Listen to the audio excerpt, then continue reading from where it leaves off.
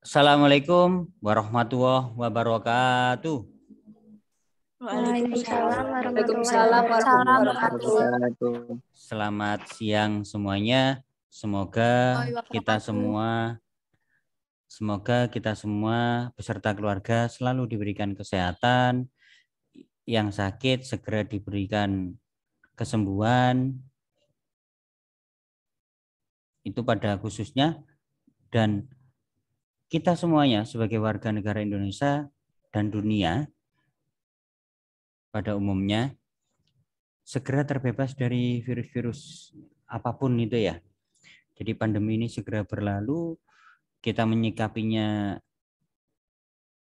dengan hidup sehat, kemudian masih mematuhi protokoler kesehatan, insya Allah aman gitu ya.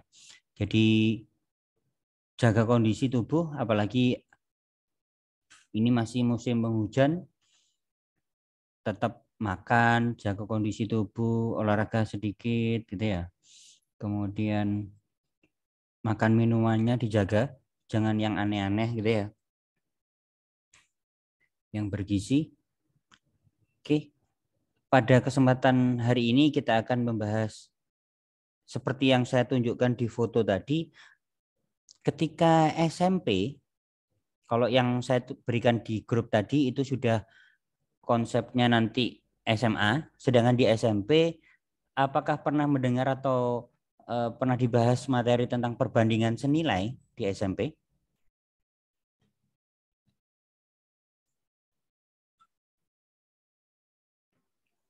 Lupa, Pak. Lupa, Pak. Misalkan ada pohon, ya, ada pohon. Tingginya pohon berapa? Kan nggak mungkin kalau kita tebang, kita robohkan baru dihitung gitu kan ya. Kita naik ke atas sampai pucuk, nggak mungkin ya, takut mentiung jatuh gitu ya. Sehingga kalau di SMP itu menggunakan konsep perbandingan senilai. Misalkan ini adalah pohon. Berarti kan ada bayangan pohon ya, di sampingnya ada bayangan pohon. Kemudian ada pengamat, misalkan saya berdiri di sekitar pohon itu tadi, saya juga punya bayangan. Gitu ya. Jadi tinggi pohon dibagi tinggi manusia, pengamatnya saya misalkan, sama dengan panjang bayangan pohon dibagi panjang bayangan manusia. Ulangi, ketika konsep yang diterapkan di SMP adalah perbandingan senilai, bagaimana menentukan atau memperkirakan tinggi pohon itu, berarti perkiraan, misalkan X gitu ya, misalkan tinggi pohon itu kita misalkan X, berarti X dibagi tinggi badan saya sebagai pengamat di sekitarnya, ya. Ulangi, X sebagai tinggi pohon dibagi tinggi badan saya sama dengan panjang bayangan dari pohon dibagi panjang bayangan saya. Nanti dikalikan silang, ketemulah X, yaitu tinggi pohon tadi. Itu konsep yang dipakai di SMP. Tetapi hal itu masih terdapat kelemahan, yaitu kalau bayangan pohon atau bayangan manusia, misalkan saya, itu terhalang oleh tembok. Bayangan kita nabrak tembok, bayangannya ya, bukan kitanya. Atau bayangan dari pohon itu nabrak tembok, sehingga tidak bisa kita hitung, tidak bisa kita ukur secara jelas, secara pasti, secara teliti, karena ada lengkungan belokan pada tembok gitu ya, nabrak tembok terus belok gitu kan ya. Sehingga terdapat kelemahan kalau atau kekurang tepatan kalau hasilnya kalau menggunakan konsep perbandingan senilai. Maka di SMA diajarkan dengan menggunakan konsep trigonometri. Sebelum ke konsep trigonometri, ada beberapa hal yang perlu kami sampaikan terkait materi prasyarat yang harus kalian pahami sebelum belajar tentang trigonometri dasar ini. Di kelas 10 kalian nanti diajarkan trigonometri dasar sampai penerapan, tetapi untuk khusus untuk anak MIPA naik kelas 11 nanti ada lanjutannya di matematika peminatan, yaitu persamaan trigonometri serta jumlah dan selisih trigonometri untuk di kelas 11. Di kelas 12 matematika peminatan untuk khusus anak MIPA itu nanti ada lanjutannya, yaitu limit fungsi trigonometri dan turunan fungsi trigonometri. Jadi bab trigonometri dasar di kelas 10 ini sebagai konsep dasarnya yang benar-benar harus kalian pahami nanti sebelum dikembangkan di kelas 11 dan kelas 12. Sebelum di trigonometri nanti pasti berhubungan dengan sudut. Nah, bagaimana mencari sudut? Sudut itu terkait garis, ruas garis, dan sinar garis. Saya kupas lebih dalam supaya nanti tidak ada kesalahan pengertian, gitu ya. Kesalahan dasar. Yang pertama adalah garis. Garis adalah dua titik atau lebih yang dihubungkan secara lurus dan boleh diperpanjang dua arah. Jadi kalau garis seperti ini, mana Pak titiknya? Sebenarnya kan garis itu kumpulan dari titik-titik yang dihubungkan secara lurus.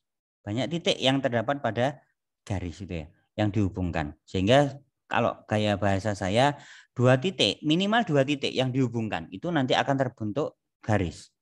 Atau lebih. Jadi garisnya nggak boleh titik-titik melengkung gini. Kalau melengkung itu nanti namanya jadi kurva, bukan jadi garis.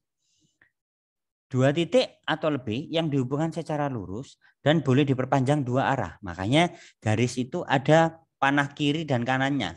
Ini masih bisa diteruskan, diperpanjang titik A ini, dan titik B juga masih bisa diperpanjang.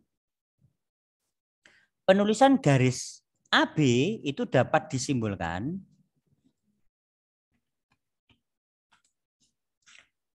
seperti ini. Tulisan AB, huruf besar dua-duanya, terus atasnya dikasih seret, kemudian panah kiri kanan.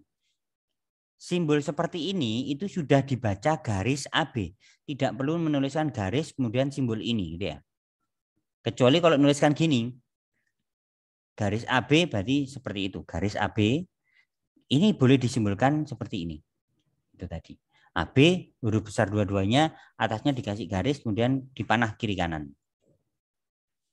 Kalau dituliskan menjadi hanya satu huruf, berarti hurufnya huruf kecil. Huruf M. Ini boleh dinamakan garis AB, boleh dinamakan garis M saja. Kalau hanya satu huruf saja, maka hurufnya huruf kecil. Sedangkan kalau dua huruf, berarti huruf besar.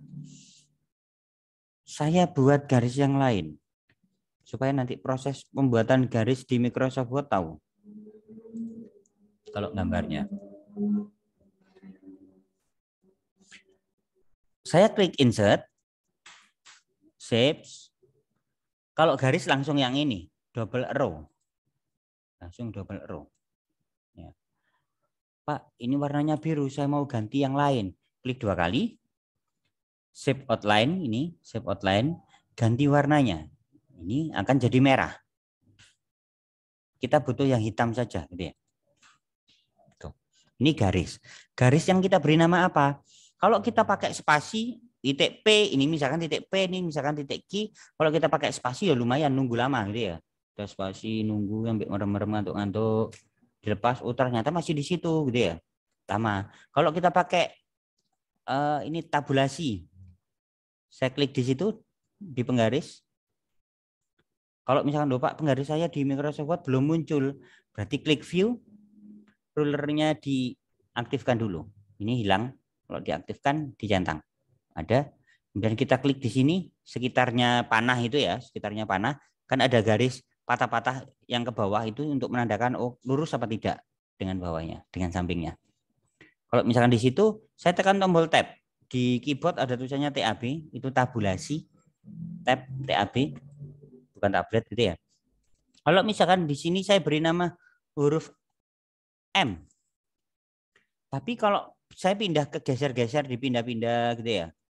Harus spasi lagi atau digeser-geser, nggak bisa. Nggak fleksibel. Digeser ke atas nggak bisa gitu kan ya. Sehingga sebaiknya kita pakai text box. Ini saya hapus. Insert text box. Kita pakai draw text box aja yang bawah ini. Kita gambar text box. Saya buat di sini. Sudah ada. Saya misalkan beri nama huruf M. Kan enak. Ini bisa digeser-geser kemana-mana gitu ya. Bisa tinggal geser aja. Di-drag, tarik, lepas gitu ya. Coba kita print preview. Print preview. Boleh Ctrl P gitu ya. Boleh Ctrl P. Atau klik tombol print preview itu. Kalau saya zoom, saya perbesar. Ternyata M-nya di sini masih ada kotaknya kelihatan. Nah, supaya kotaknya tidak kelihatan, pada huruf M ini kan masih ada kotaknya. Supaya kotaknya tidak kelihatan, saya escape dulu, saya batalkan. Nggak jadi ngeprint. Klik 2 kali di garis kotak itu. Klik 2 kali. Ini, shape outline. Supaya kalau tadi kan ini warna-warna. Warnanya jadi merah kotaknya. Jadi biru. Jadi coklat misalkan dan sebagainya. Kalau supaya tidak ada garis luarnya, outline itu no outline, tidak ada garis luarnya. Coba kita print preview. Ctrl P boleh atau tekan tombol itu. Nah, di sini tidak ada kotaknya kan ya, sudah hilang.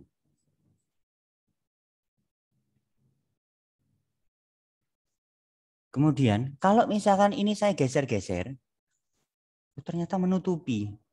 Ada background putihnya ternyata gitu ya, bukan transparan. Supaya backgroundnya transparan, maka sama klik 2 kali di garis kotak itu tadi. Loh Pak, ini ada garis kotak, yang di dalam ini apa? Ini kotak semu saja. Kalau di print tidak kelihatan, ini hanya menandakan bahwa ini pakai text box. Klik 2 kali. Sekarang shape fill. Kalau shape fill itu anggap aja seperti backgroundnya kalau saya bilang. Ini backgroundnya merah berarti. Ini backgroundnya kuning.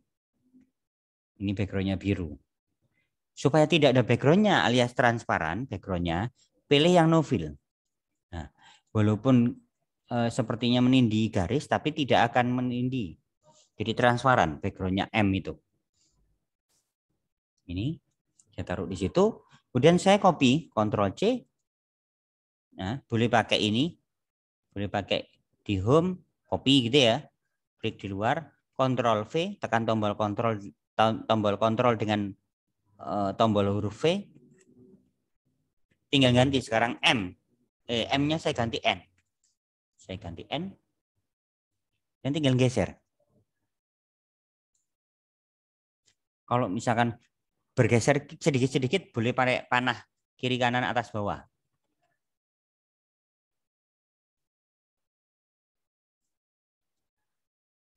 Tuh. Kalau misalkan dibuat huruf kecil saja, berarti saya ganti misalkan garis. Misalkan apa? Saya ganti nama garisnya huruf T gitu ya. Huruf T. Boleh dituliskan dalam 2 huruf. Berarti kalau ini garis MN berarti huruf besar.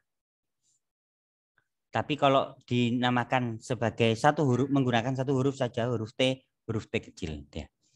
Jadi kalau garis adalah 2 titik atau lebih yang dihubungkan secara lurus dan boleh diperpanjang 2 arah. Jadi ini boleh diperpanjang, ini juga boleh diperpanjang. Perbedaannya dengan ruas garis sekarang. Kalau ruas garis adalah 2 titik atau lebih yang dihubungkan secara lurus, ini masih sama, tetapi tidak boleh diperpanjang. Kalau ruas garis itu sudah tidak boleh diperpanjang. Kalau 5 cm ya 5 cm dia. Tulisan ruas garis AB disimbolkan di atasnya tidak ada panahnya. AB atasnya ada seret gitu aja, tidak ada panahnya. Jadi seperti ini. Jadi yang lebih tepat, gambarlah ruas garis sepanjang 5 cm. Bukan gambarlah garis sepanjang 5 cm. Kalau gambarlah garis masih lebih nggak apa-apa. Tapi kalau ruas garis sudah harus pas. 5 cm ya harus digambar 5 cm. Tidak boleh dilebihkan. Ini tidak saya, oh ya, Pak, kalau misalkan saya sudah terlanjur milihnya ini, yang biasa, yang lain tidak ada panahnya. Kalau sudah terlanjur tidak ada panahnya, klik 2 kali, save fill. Di sini ada arrow, panah. Mau panah kiri kanan, berarti garis yang seperti ini atau garis yang seperti itu. Ya. Warnanya mau ganti ya silakan. Hitam misalkan kayak gitu. Kalau hanya kiri saja, berarti pilih yang ini seperti itu. Ya. Jadi tidak perlu dihapus kemudian buat lagi, gambar lagi.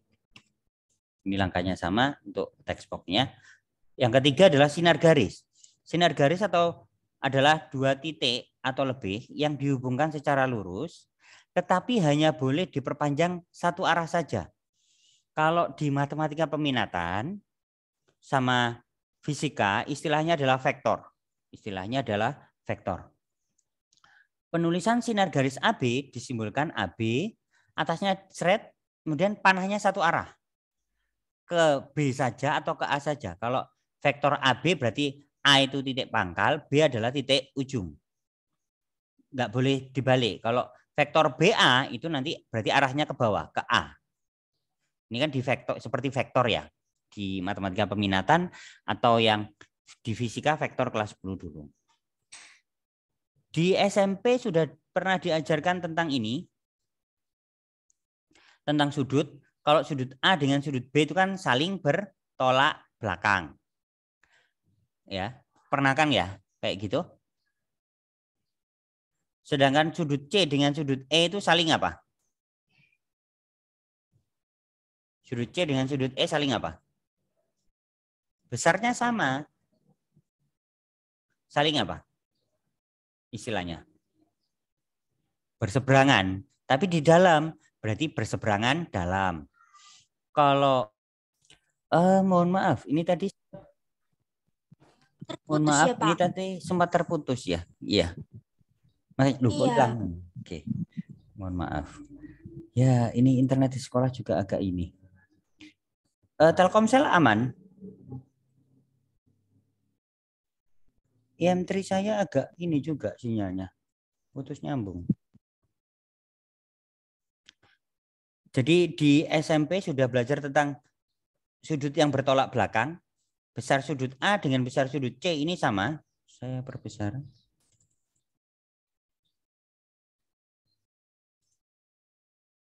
Besar sudut A dengan sudut C itu sama. Ya. Dengan alasan saling bertolak belakang.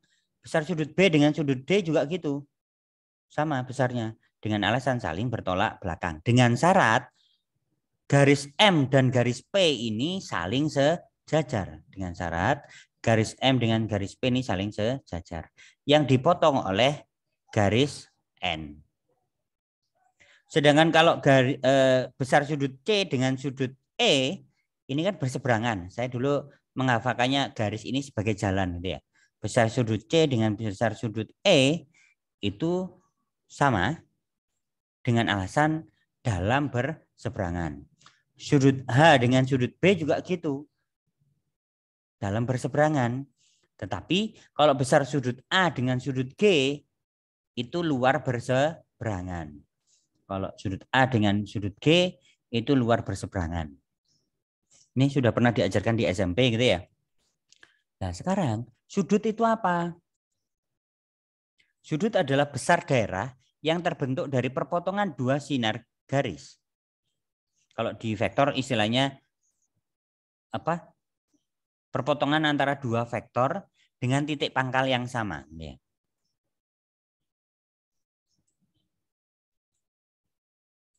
Kecil.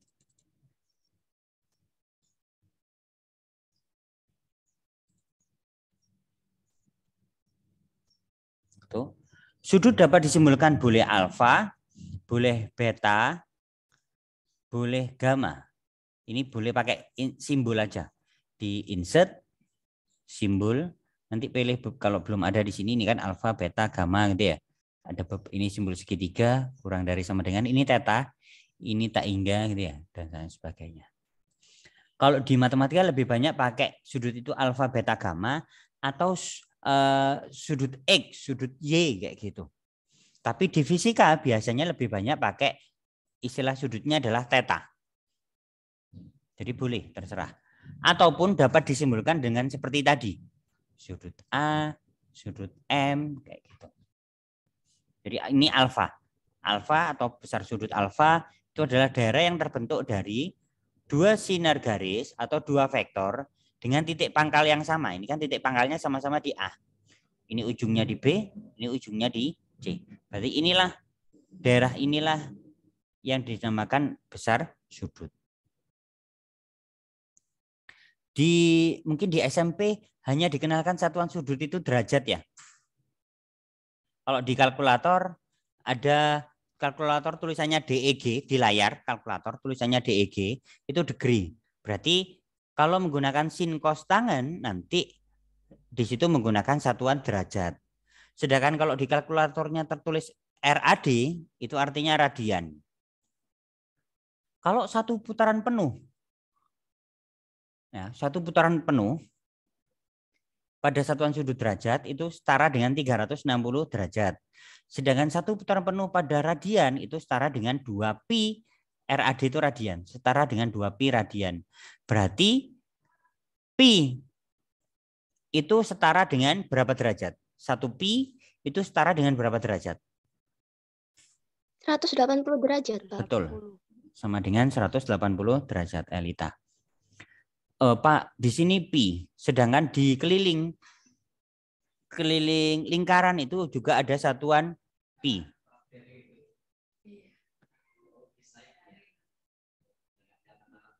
Jadi kalau keliling lingkaran rumusnya apa? Keliling lingkaran? Masih ingat? Pi kali R pangkat 2. Iya. Kalau pi R kuadrat itu, kalau yang pi R kuadrat itu luas lingkaran. Kalau yang keliling lingkaran itu 2pi R. Jari-jari R itu ya.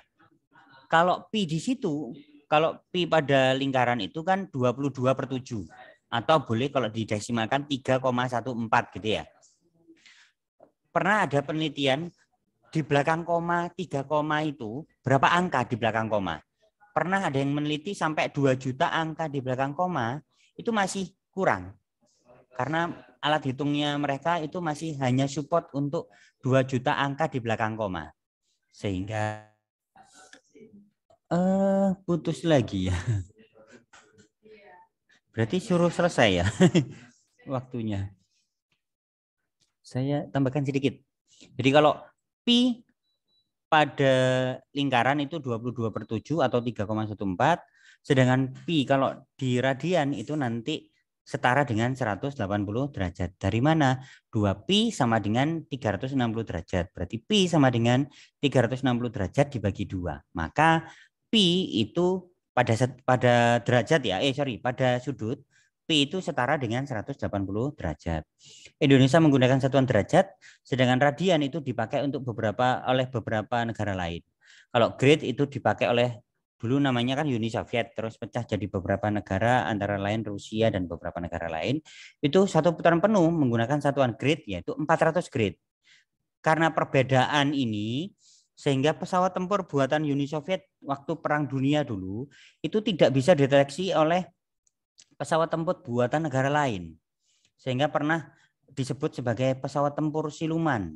Kapal tempur siluman karena tidak bisa dideteksi oleh pesawat tempur atau kapal selam dari negara lain yang menggunakan satuan sudut yang berbeda. Ini konsep Pitagoras yang nanti harus dipahami. Konsep Pitagoras yang harus dipahami. Kalau yang dicari yang miring, B itu kan yang miring. Cirinya sisi yang miring adalah depan sudut siku. Ciri sudut yang miring adalah depan sudut siku. Kalau yang dicari B kecil itu panjang dari ruas garis AC. B kuadrat itu kan yang miring. Kalau yang miring dikuadratkan sama dengan penjumlahan kuadrat yang lain. Sedangkan kalau yang dicari A kuadrat itu kan bukan yang miring. Kalau yang dicari bukan yang miring, berarti sama dengan yang miring dikuadratkan, dikurangi yang lain. Begitu juga nyari C kuadrat. C kuadrat sama dengan yang miring. Karena C kuadrat itu bukan yang miring, maka sama dengan yang miring dikuadratkan, dikurangi yang lain. Mungkin pada pertemuan mendatang saya bahas lebih jelas. Pahami ini dulu. Kalau theta di sini, berarti depannya theta itu adalah panjang sisi depan. Kiri sisi yang miring tadi, depannya sudut siku. Berarti yang ini adalah sisi yang samping. Sinus, tulisan lengkapnya biasanya disimbolkan dengan sin gitu aja. Sin theta. Cara ngafalkannya sin demi, depan per miring. Kosinus, disingkat biasanya kos. Kosami, samping per miring.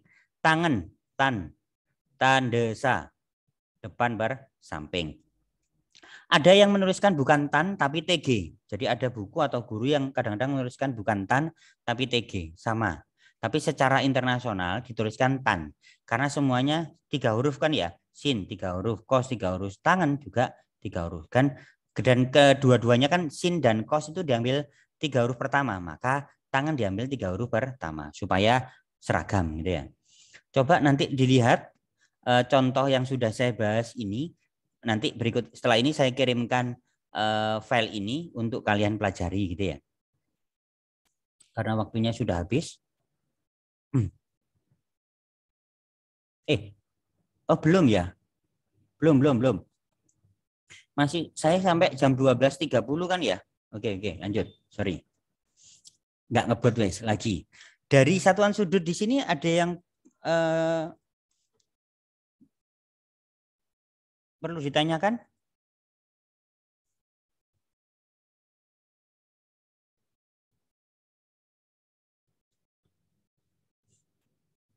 Mohon maaf, jangan begini. Kalau di handphone saya pakai real kalkulator. Jadi saya download di Google Play Store pakai real kalkulator.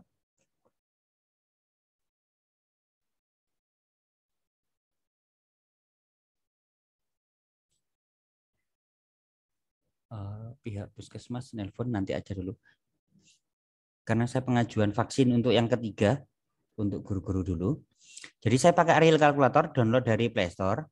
Itu tampilannya seperti itu, ada DRG. Kalau di sini DRG. DRG itu degree. Kalau mengubah tekan tombol DRG-nya.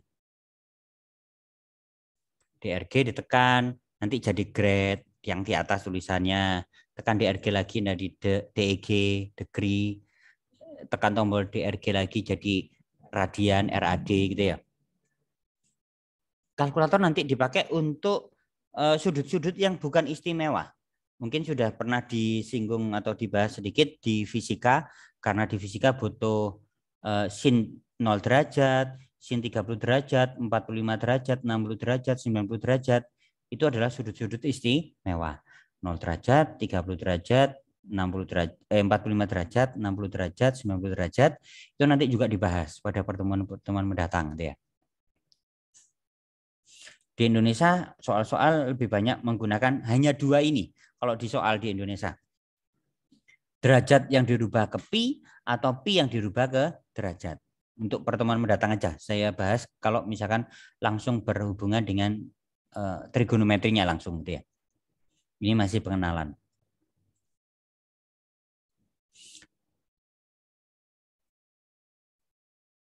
Kalau ini adalah simbol tegak lurus 90 derajat, masih ingat di SMP istilahnya apa? 2 sudut kalau dijumlahkan tegak lurus itu istilahnya apa?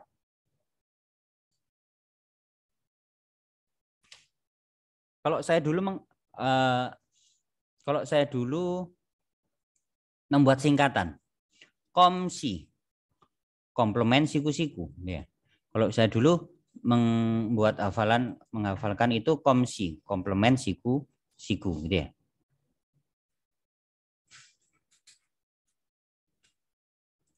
Komsi, komplement siku-siku. Jadi kalau 2 sudut saling berkomplement berarti jumlahnya harus sama dengan 90 derajat. Kalau suplemen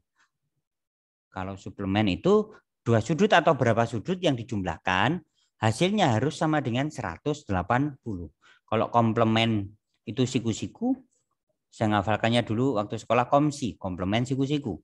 Berarti kalau suplemen itu berpelurus, alias jumlahnya harus sama dengan 180 derajat. Ini konsep Pitagoras itu di SMP sudah kan ya? Saya masuk sedikit ke perbandingan trigonometri. Jadi menghafalkannya adalah sin demi, sin itu depan bermiring, kosami, kos itu samping bermiring, tandesa, tangan itu depan bersamping. Saya terapkan ke contoh.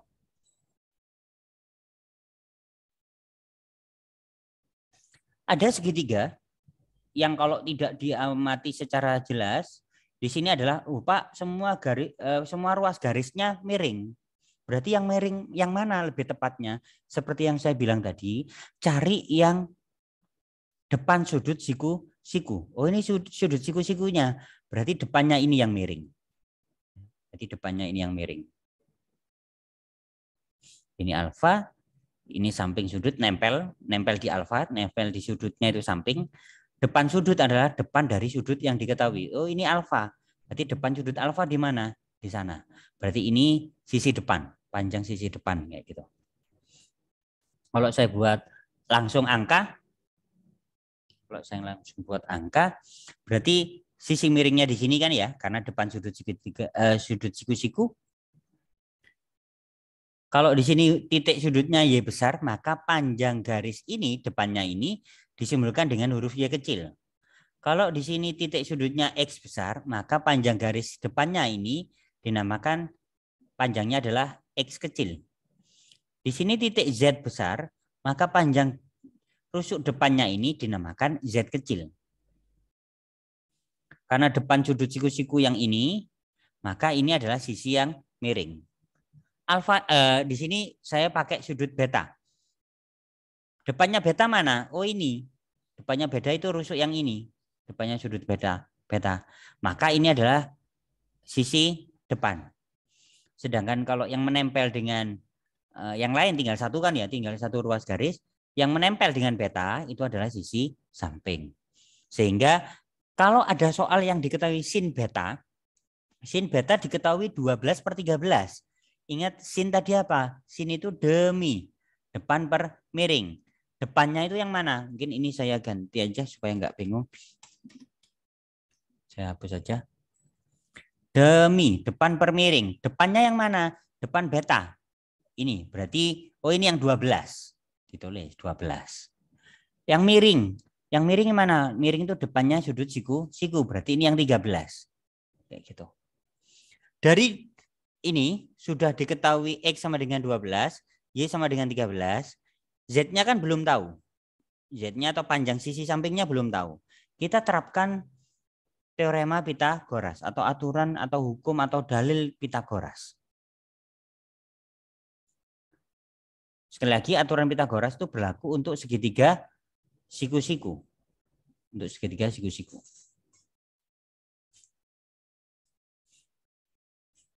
Seperti yang saya bilang tadi, kalau yang dicari miring kuadrat, kalau yang dicari yang sisi miring, maka yang bukan miring dikuadratkan ditambah yang lain dikuadratkan juga. Itu kalau yang mencari miring kuadrat. Sedangkan kalau yang dicari bukan miring, kalau bukan miring dikuadratkan, itu sama dengan yang miring dikuadratkan, dikurangi yang lain dikuadratkan. Sampai di situ nyambung ya, paham maksud saya?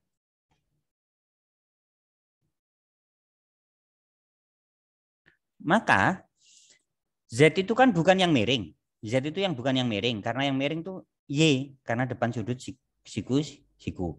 Berarti Z bukan yang miring.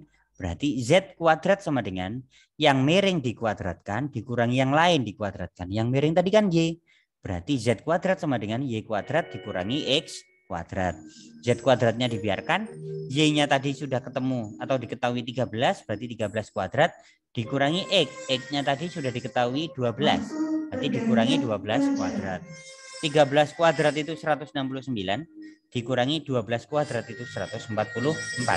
Sehingga kalau dikurangi itu sama dengan 25. Itu masih Z kuadrat. Itu masih Z kuadrat. itu masih Z kuadrat. Berarti kalau Z sama dengan akar dari 25. Akar 25 itu yang dipakai hanya yang positif, yaitu 5. Kan tidak mungkin ada panjangnya kok 0 atau negatif gitu ya, nggak bisa digambar. Maka Z ini harus yang positif. Ingat, akar 25 itu kan selain 5 itu bisa negatif 5. Karena negatif 5 dikuadratkan juga positif 25. Kalau yang ditanyakan sekarang cos. Ingat kosami tadi apa? Cos tadi apa? Kosami. Samping per miring. Berarti sekarang Z-nya itu sudah tahu 5. Z-nya ini sudah tahu 5. Kosami, samping per miring. Sampingnya berapa? Berarti Z miringnya 13. Y-nya 13. Berarti 5 per 13. 5 per 13. Tangan itu tahan desa. Desa. Depan per samping. Depannya sudut mana? Depannya sudut ini. 12 berarti X. Tan desa, depan per samping. Sampingnya berapa tadi? Z. Z-nya tadi 5. Berarti 12 per 5. Sampai di situ ada pertanyaan?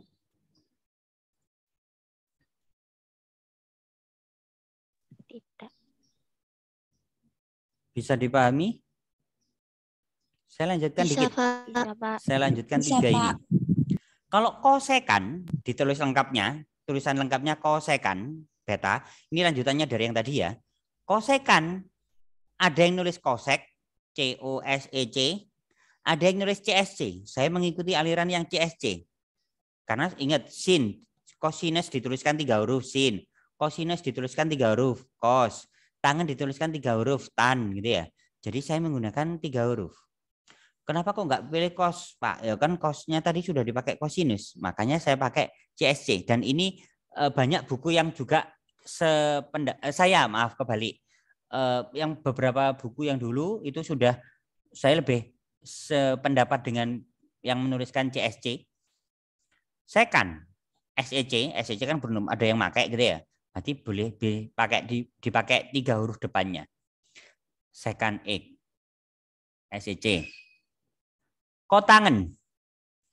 Kotangan, ada yang menuliskan kotan ya, ada yang menuliskan kotan, ada yang menuliskan KOTG, COTG gitu ya. Boleh sama. Tapi ingat tadi kan kita banyak menuliskan 3 huruf saja. Jadi saya pakai 3 huruf depan. COT. Saya setuju dengan beberapa penulis yang menuliskan hanya 3 huruf seperti itu supaya seragam semuanya. Sin, kos, tan gitu ya. CSC, sek, cot gitu ya. Saya kadang-kadang guyonan ini tak tambahin nyo depannya. Kosekan itu sama dengan 1 per sin beta. Jadi kebalikan dari sin. Sedangkan sekan itu kebalikan dari kos. Kotangan adalah kebalikan dari tangan. Di atas tadi kan sudah kita bahas. Sinnya sudah diketahui di soal 12 per 13. Sedangkan kosnya sudah kita ketemukan 5 per 13. Sedangkan tangan yang kita sudah ketemu 12 per 5. Tinggal balik aja pembilang jadi penyebut, penyebut jadi pembilang. Ya, karena kebalikannya. Nanti tinggal bolak-balik dari yang tadi. Sin tadi berapa? Sinnya 12 per 13. Berarti kalau kosekan berapa?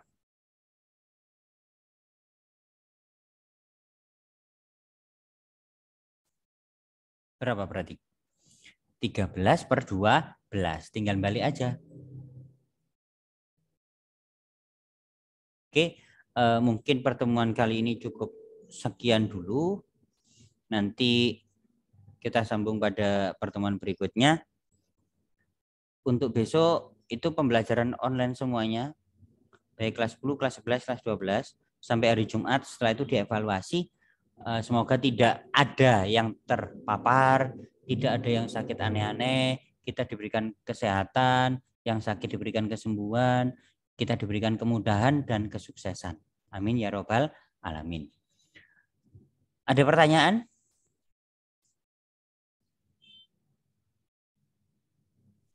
Tumben hari ini cuman berapa ini? Cuma 21. Yang lainnya kemana? Tidak ada, Pak. Oke. Yang lainnya ada yang sakit sama ada kendala kuota, Pak. Iya. Inilah kelemahan kalau pembelajaran jaringan ya. Ya semuanya, semoga semuanya cepat normal. Kita diperbolehkan pembelajaran tatap muka, ya. Oke, mohon maaf atas segala kekurangan. Semoga tetap bisa dipahami walaupun kondisinya seperti ini.